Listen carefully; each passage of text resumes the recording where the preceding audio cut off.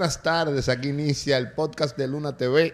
Como siempre, nosotros con muchos temas. Hoy hablaremos con varios psicólogos, muchos temas interesantes sobre lo que es el día a día, sobre lo que es el estrés, sobre lo que es la conducta humana y las cosas que estamos viendo a diario.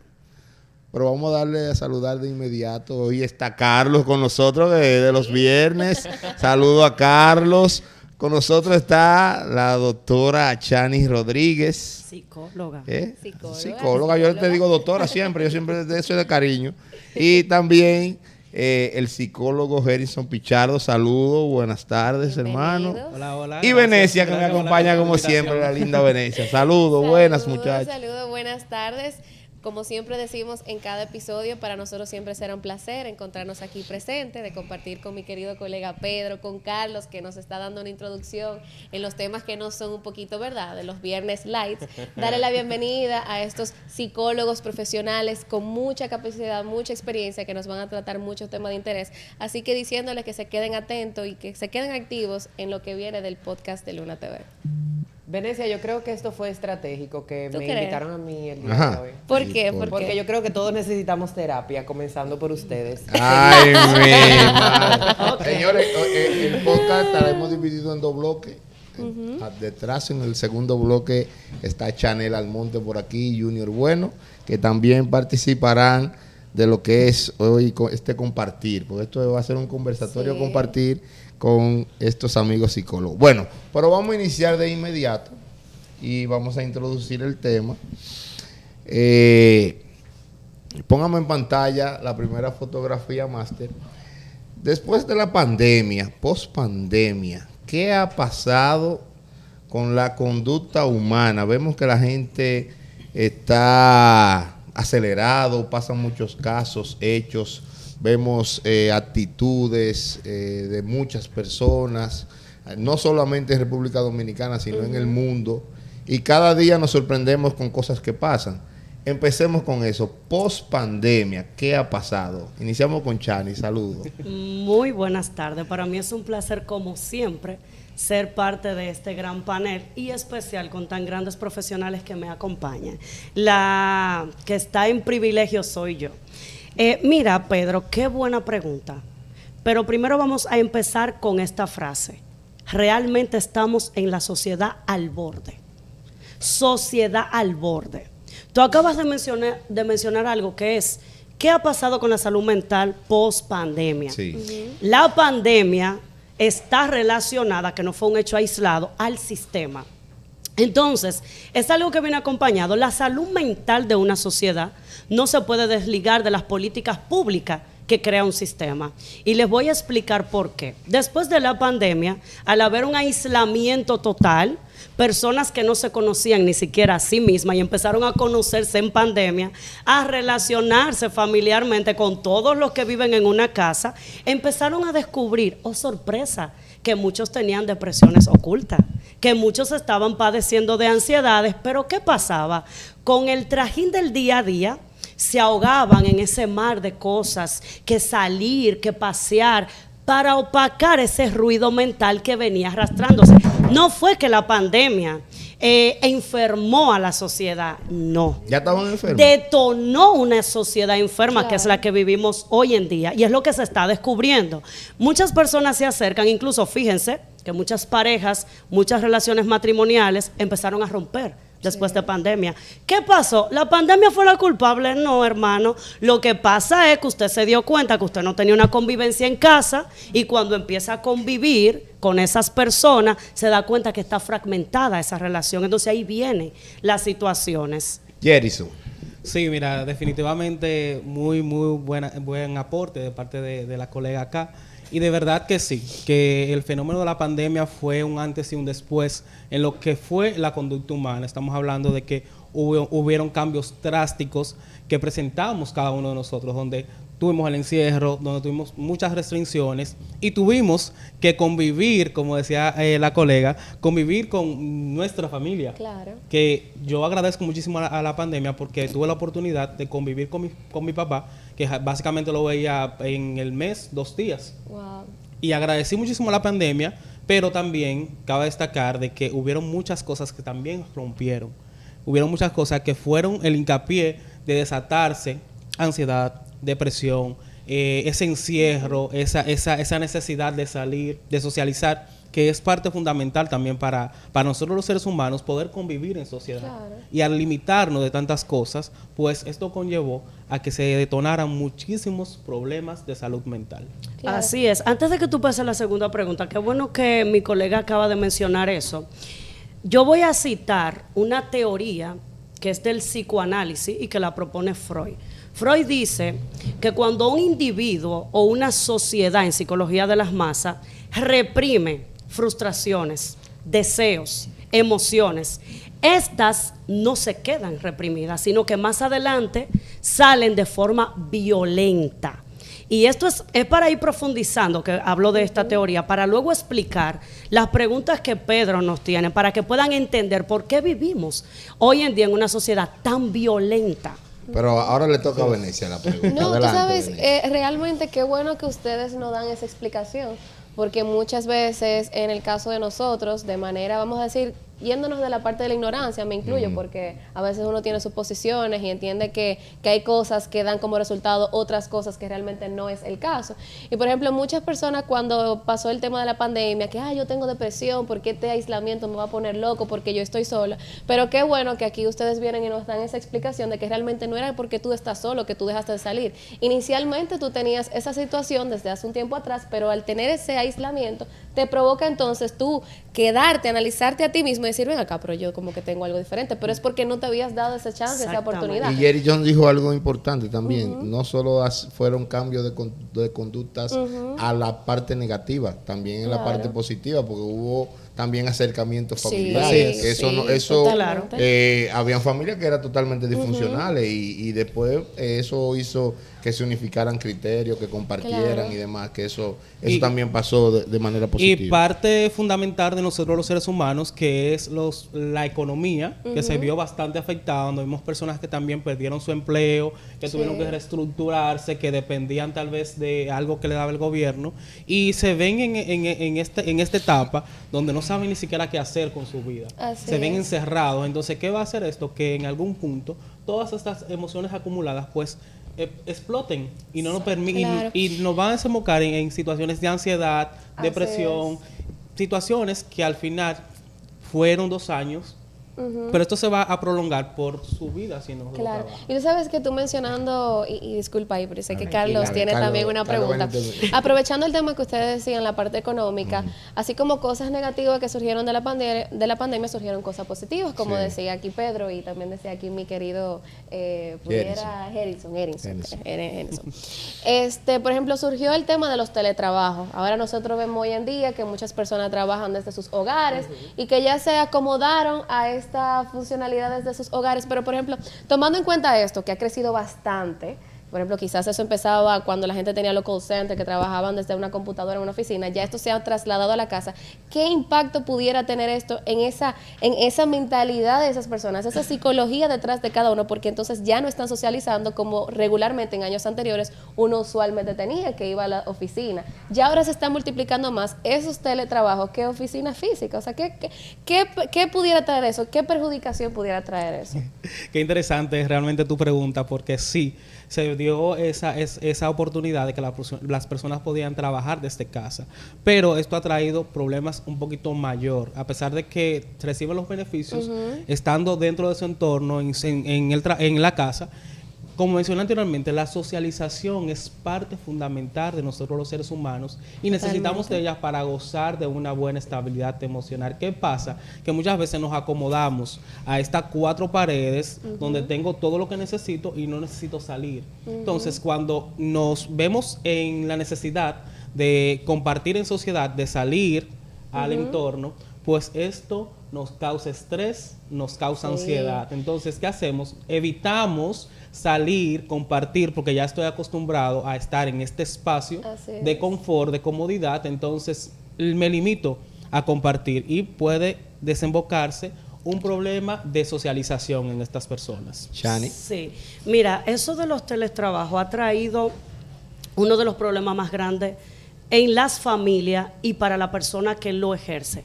Porque ya se está dejando de dividir la familia, el hogar, y lo estamos convirtiendo en las empresas y en las oficinas de trabajo. Nuestra mente no sabe disociar esas dos cosas. Entonces, el simple hecho, vamos a suponer que una persona trabaja de lunes a viernes en su casa, teletrabajo, pero el sábado que no trabaja, ¿cómo tú le dices a esa mente y a ese cerebro, descansa, que tú estás en tu casa? Desconecta. Cuando ahí mismo tú también tienes el trabajo, automáticamente empieza un estrés inconsciente, porque tú sabes que tú estás en tu área de trabajo también. Entonces, se le hace más difícil a la mente humana desligar esas dos cosas. E inconscientemente, aunque no hagamos nada ese sábado, decimos, pero yo estoy como cansado. No sé, como que me siento estresado. Me siento estresado. Como que teletrabaja, Lógico eso que te vas a realmente. sentir estresado si tú estás también en tu lugar de trabajo. Y como consecuencia se están viendo situaciones de salud, pero no precisamente de que están enfermos físicamente. Se llama psicomatizar la enfermedad. Creo que estoy enfermo, empiezo a sentir síntomas. No, mi querido ciudadano, no es que usted esté enfermo y está sintiendo síntomas, es que usted está psicomatizando ese estrés y esa ansiedad en enfermedades psicológicas. Eso es lo que pasa. Carlos Beltrán. Mira, vamos a seguir en la misma línea. Cuando entró la pandemia, ustedes, los psicólogos que trabajan terapia conductual, detonaron. Porque ahí vienen saliendo ciertas actitudes. Ustedes tuvieron un boom. Eso fue una estrategia de marketing para ustedes. Claro. Y no me digan que no. Sí, Porque claro vino una que explosión sí. así de dinero. ¡Pam! Entonces, basado en la terapia conductual, yo quiero que ustedes me expliquen cuál es la diferencia entre la terapia conductual y otros enfoques psicológicos. Bien. Mira, importante, dentro de la psicología hay diferentes ramas, diferentes vertientes, pero los que se toman más en consideración es el psicoanálisis y el conductismo. El psicoanálisis pues se va a la parte dentro del individuo, donde yo voy a tu niñez, donde yo voy a reconocer esos traumas que desembocaron tal vez en esa conducta que tú tienes en la actualidad. En la parte conductual, que es la parte en la que estoy especializado, pues nos basamos más en el problema en sí, en el momento. Obviamente necesitamos apoyarnos de la parte de la niñez, trabajarla, conocerla, pero nos enfocamos en la conducta per se que el individuo está percibiendo en el momento. Nos enfocamos en eso y eso es lo que trabajamos directamente. Así es. Chani. La pregunta que acaba de hacer nuestro compañero va muy relacionada con mi colega. Solo voy a ampliar un poquito algunas cosas. Existen diferentes escuelas, como decía nuestro compañero, o corrientes: psicoanálisis, estructuralismo, gestal, cognitivo-conductual, el conductismo. En Latinoamérica, debido a la cultura que tenemos de que vivimos una vida muy rápida, no se practica tanto, y eso lo venía ahorita conversando con mi colega, el psicoanálisis, porque son terapias más prolongadas. Tenemos una cultura de que queremos todo ya para ahora. Ya un paciente en 2 secciones está desesperado, porque entiende que funciona como una píldora, te la doy hoy y mañana ya tú te resolvemos el problema. Por eso se implementa en Latinoamérica el conductismo. ¿Cuál es la diferencia de este, que es uno de los más marcados? Como decía nuestro compañero, vamos a identificar las conductas o los hábitos no deseados y vamos a trabajar con análisis funcional de la conducta para crear modificación de conducta. Esa es una de las terapias. Hay unas terapias que se llaman terapias breves, que está también muy ligada al conductismo, pero es la que más se practica en Latinoamérica, en los colegios. Todas las instituciones educativas practicamos conductismo, modificación de conducta. En la mayoría de terapias de pareja, que tenemos un especialista en pareja, es conductismo. ¿Es necesario el psicoanálisis? Claro que sí. Pero es muy difícil para una sociedad que entiende que cuando está depresivo, en vez de ir donde un especialista de la salud mental, me voy a un colmadón, me voy a una discoteca, me doy 3 tragos, se me olvida momentáneamente lo que estoy pasando, y en vez de ya dar 2,000 pesos, que eso es una de las partes que voy a tocar más adelante, cómo nos afecta en la salud mental el sistema político de un país. Okay. Sí, y sin quitarle, Miren. sin quitarle validez a lo que menciona pues mi colega, es necesario también la parte del psicoanálisis, porque necesariamente cuando no vemos este desarrollo, que lo habló Sigmund Freud en las etapas del desarrollo de la niñez, pues eso se desemboca en trastornos ya cuando la persona está en la edad adulta. Entonces, sí es necesario conectar todas las herramientas necesarias para nosotros poder de esta forma pues apoyar a esta persona que tenga una buena estabilidad emocional. Miren, la semana pasada, el jueves de la semana pasada, pasó un hecho en Moca, aquí en la región del Cibao, en el cual un joven llamado Sadiel Molina, por un roce de un vehículo, tenemos la foto allá, por un roce de un vehículo, mató a un señor. Oh, Dios. Un homicidio de varias estocadas.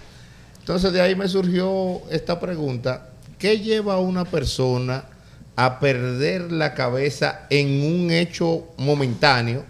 ¿Y por qué la sociedad está tan, pero tan violenta?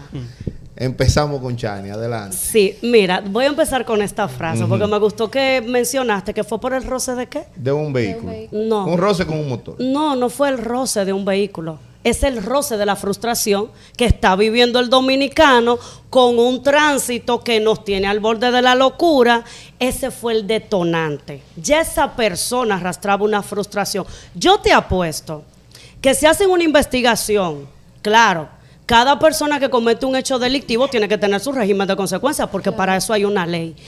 Pero te aseguro que si investigamos a esa persona, hay sucesos previamente en ese día o días anteriores que le habían pasado, y que simplemente se fue el detonante de la frustración. Y ahí voy. Sí, porque andaba con un cuchillo y una baqueta. Porque un cuchillo y una baqueta enganchado. Ya lo tenía andamos más o menos predispuesto o premeditado andar ya, con un arma. Claro, ahí vamos con el segundo punto.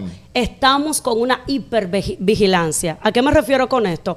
Cuando yo entro en un sentido de me están buscando, estoy en una inseguridad en mi país, en cualquier momento me pueden atracar, no sé quién me pueda volar encima hoy encima. Yo tengo que estar segura, y creo que como él andaba con un arma blanca, eso era lo que le daba la seguridad. Fíjese que él andaba armado. Sí. ¿Por qué anda un ciudadano armado? Solamente no anda un ciudadano armado si el sistema político, y esto no lo estoy politizando, es que esta es la realidad, si el sistema político le brinda a un ciudadano seguridad, de que cuando venga una persona, por ejemplo, sucedió un choque, venga una autoridad, me pueda atender de la forma correcta. Pero fíjate, también tenemos que cuidarnos de las autoridades, porque ellos están más detonados que nosotros. Entonces, ahí voy con la otra frase. Cuando una sociedad está enferma, detona, y detona con conductas violentas. Tenemos que empezar a revisarnos. Yo voy a tomar este espacio y este momento para hacerle un llamado a Luis Abinader y a todo su gobierno, incluso a los demás de la oposición, a que se unifiquen, porque esto va a llegar a un tema de enfermedad social que va a ser irreversible. Estamos simplemente buscando esos casos para tratarlo en muchísimos medios de comunicación, como es el tema de la palestra en el momento, y quizá poner, mira, este programa está al día con esto, pero se siguen dando los incidentes, se siguen dando los feminicidios. Entonces la pregunta es al PRM y gobierno de turno: ¿cuáles son las políticas públicas que están haciendo para trabajar la salud mental de la sociedad dominicana? Estamos en una crisis económica. La primera necesidad básica de un ser humano es alimentarse. Claro. ¿Cómo yo voy a estar tranquila como madre, que quizá no tengo un solo peso en mi casa para comer? Que el sistema socioeconómico es que está haciendo que la gente esté violenta. Es parte. Es parte. Esto es un rompecabezas. Es parte. La parte económica. Porque una cosa es el estrés, el día a día, la carga de trabajo. Pero no se puede desligar, también la parte Pedro, social influye a que también tú estés violento. Te voy a explicar algo. Todo lo que sea estímulo dentro y fuera de un ser humano puede ser un detonante para una violencia. Jerison, ¿qué lleva a una persona a perder la cabeza de esa manera, como ese joven de Moca? Mira, es inevitable tener que tratar el tema del día a día. Día a día nos enfrentamos a situaciones que conllevan a nosotros a sentirnos estresados, a sentirnos ansiosos y a sentir este cúmulo de emociones que por lo general son negativas, que siempre que llevo un mensaje trato de normalizar las emociones negativas. La tristeza es parte de nosotros, el enojo es parte de nosotros. Lo que no podemos es aferrarnos a esto y trabajar. Lo que pasa con nosotros, que pasa mayormente con la sociedad, que se lleva el trabajo a la casa, se lleva situaciones, carga situaciones con el trabajo, con la familia, con el primo. Todo lo que puedan arropar, que lo puedan llevar en su espalda, lo cargan. ¿Qué pasa? El roce, como decía mi colega, no fue el detonante. No es el detonante. Es el detonante. Pero la gota que derrama el vaso. Pero no necesariamente fue por el roce. Si hubiese sido que alguien le levanta la voz, posiblemente hubiese accionado de la misma forma. Claro. Porque no es necesariamente roce. Sí hay un tema del tránsito. Claro. Porque nosotros que tal vez andamos yo trabajo en la calle conduciendo, yo me muevo mucho, y vemos situaciones que tú dices a veces como que, wow, ya uno trabaja esa parte. Pero cuando tenemos todas estas cargas emocionales negativas, no importa roce, no importa... Con cualquier cosa tú explotas. Es cualquier cosa que va a hacer que yo detone. Porque no estamos regulando nuestras emociones, no estamos siendo inteligentes emocionalmente. Y ahí es que viene el problema de esta situación que se desarrolló. Venecia, tu pregunta antes de irnos a la pausa. No, realmente no es ni siquiera una pregunta per se, porque yo aquí también estoy aprendiendo y ya tengo mi cátedra, pero tú sabes que acerca del comentario que dijo Chani con respecto a invitar al gobierno del presidente Luis Abinader y demás autoridades, que nosotros también estamos acostumbrados a cuando se hace algún discurso de gobierno, algún discurso de campaña, que siempre toman en cuenta el tema de la salud mental. Pero entonces nosotros solamente nos quedamos en teoría. Qué grato sería que tanto una psicóloga como Chani, un psicólogo como Jenderson, que este tipo de profesionales se lleven a las instituciones, porque eso no solamente tiene que estar regulado ahí en la presidencia, o que el diputado coge y lo lleve en la Cámara de Diputados y lo proponga, que no solamente se mantenga lo teórico, que en cada institución, desde el Intran, que tiene que ver con el tema de tránsito, de que entiendan de que la salud mental influye hasta en cómo una persona va a manejar. Entonces, de verdad que sería más bien una invitación que deberíamos de hacerle, y ojalá que se tome en cuenta, porque también uno da muchas propuestas y al final no nos hacen caso. Claro. Pero que cada vez que se promulga lo de la salud mental, que no solamente sea para hacer una campaña política o para vender algo bonito en las redes sociales, sino que de verdad lo ejecutemos, porque lamentablemente, así como dicen estos psicólogos, va a ser un daño irreversible. Entonces después nos vamos a estar lamentando. Así que yo les felicito de verdad, así y que toda persona que esté viendo Vámonos esté aprendiendo. Ahora a la pausa. Cuando retornemos venimos con el segundo bloque. Entran más de nuestros compañeros del podcast a seguir las otras rondas de preguntas. Sí. Estamos hoy, el podcast de Luna entre psicólogos. Aprendiendo. Estás viendo el podcast de Luna TV. En breve estamos de regreso.